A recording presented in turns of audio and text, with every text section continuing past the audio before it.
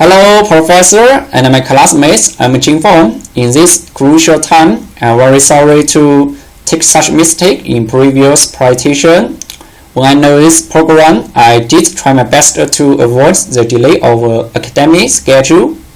Seriously, I thank Professor very much for understanding and assistance that I can finish the presentation about the International Criminal Law lecture.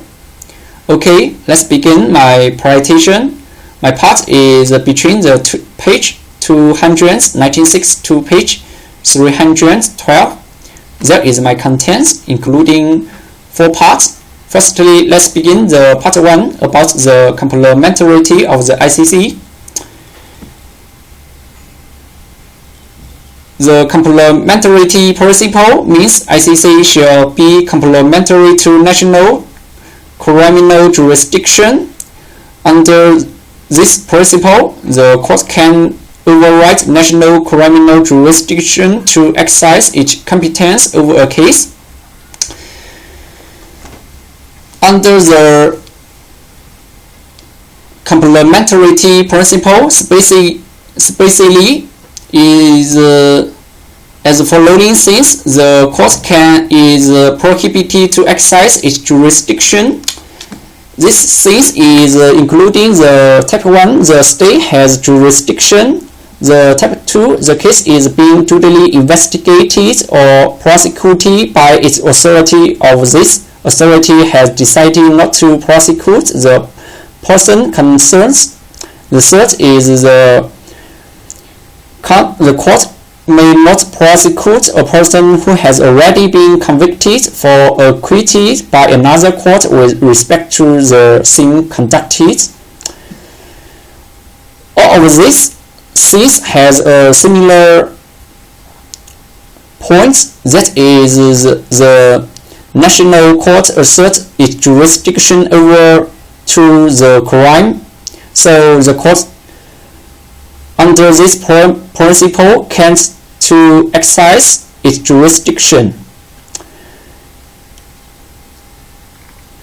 Only under the case where the state are unwilling or unable to exercise his jurisdiction to the case, then the court can exercise his jurisdiction to the case. According to the Article 17 of the ICC Statute, the unwilling scenario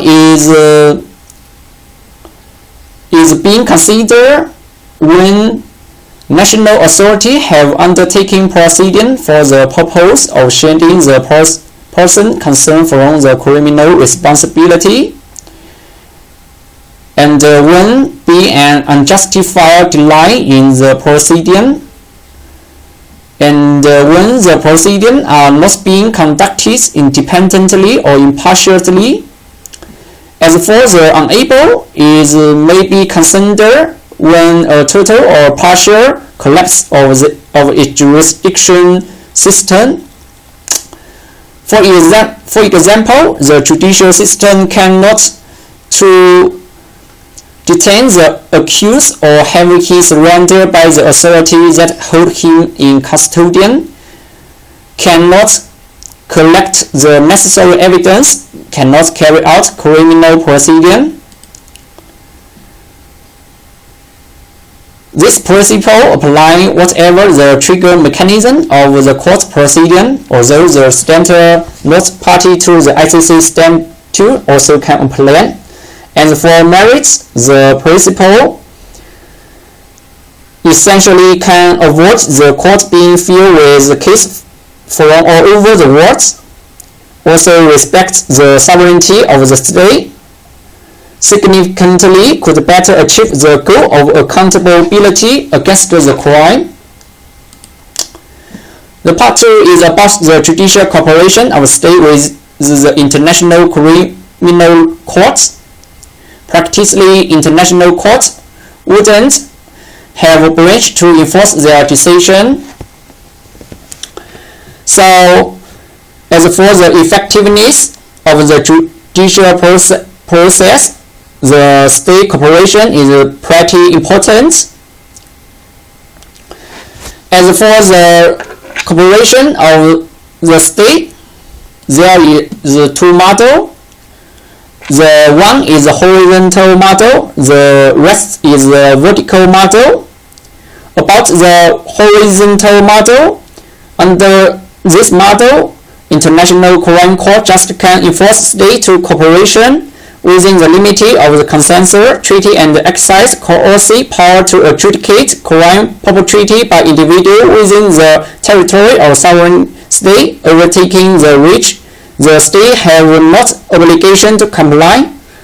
As for the vertical model, the International Court endowed with an authority over state based on sweeping power, which not only exercise legal power to individuals subject to the sovereign authority of state, also towards states themselves.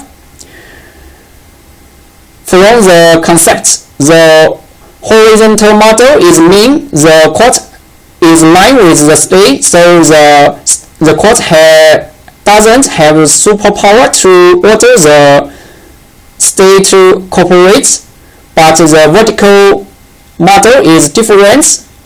On contrary,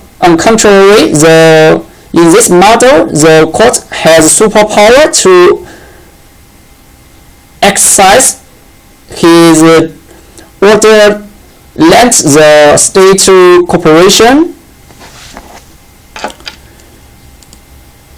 As for the judicial cooperation under the ICT and the ICTR, both adopted the vertical model. In this model, Security Council endorsed border authority to ICT and the ICTR, which would normally be exercised like the Council itself, as while the Tribunal also endorsed with the authority to issue temporary restraining order. This order can require the state to cease action against a member of the defense. Also can stop all search of the site's record computer. This temporary order not only can used by the tribunal tribe, but also the party is also in a special scenario can seek such order from the tribunal under the Article 29.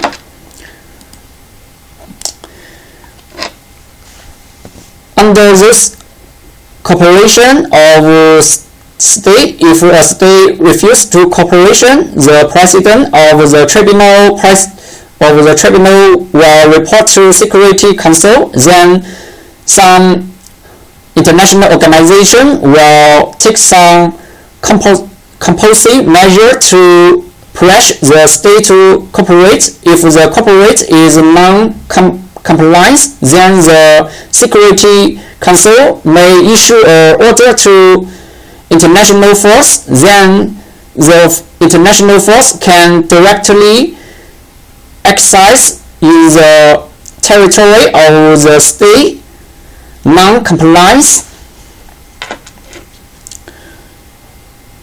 which can to advance the accused proceeding normally operation. About the main future of the judicial cooperation under the ICT and the ICTR schedule, due to the limit of time, you can reference to these slides or PPT. About the judicial cooperation of the ICC, the cooperation of the state within the ICC can be summarized as a request-based model, which is a mixture within vertical and horizontal model.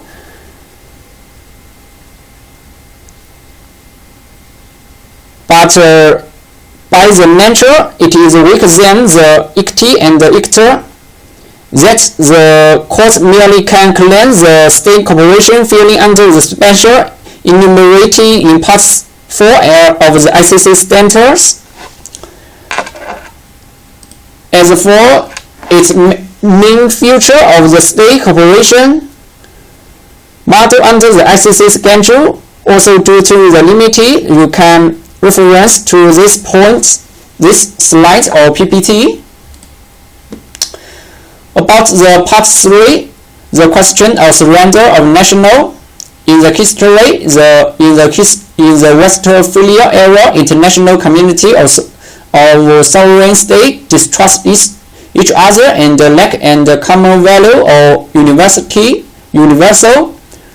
So the state intended to protect the national as much as possible.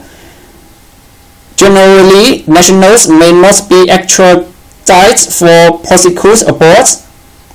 Nowadays, this principle may take a risk to effective impunity in the case of require to hand over a national accused of international crime. In order to solve this dilemma, a new theory has previewed by Immanuel Kant, which point out that the constitutional rule on the ban on extradition of national only applying to relation between sovereign state and not to relation between a state and international criminal court. The four relations are based on the principle of full equality, where the latter are hierarchy in nature, such where one may spoke to extradition of accused for one state to another. It is more appropriate to speaking of transfer or surrender of accused from one state to another international criminal court. Finally, all of the ICT and ICTR and ICC statute or accepted this substantial consequence, especially distinguish between the surrender and the extradition. As for the amnesty, seriously pursue to heal social wounds after the turmoil, the sovereign state may pass legislation to grant amnesty for accused by forgetting past misdeeds. When such a law take effort, the crime conducted which committee previously such will be cancelled, which always with the consequence as follow. Prosecutor fulfills the right to initial investigation of criminal proceeding, and the system passes from a crime is obliterated as well as traditional. This legislation are limited within the certain war crime or crime against the humanity. Nevertheless, the state practice can adopt the amnesty, but from the legal viewpoint, that international rule often oblige states to refrain from granting amnesty for international crime. For example, the UN Human Rights Community even set out in 1994 in its General Comment number 20, which pointed amnesty law incompatible with treaty provision on human rights. Besides, Inter-American Court of Human Rights held the Oriental Court amnesty for international crime was controlled to non-derogable rights laid down in the body of international law on human rights.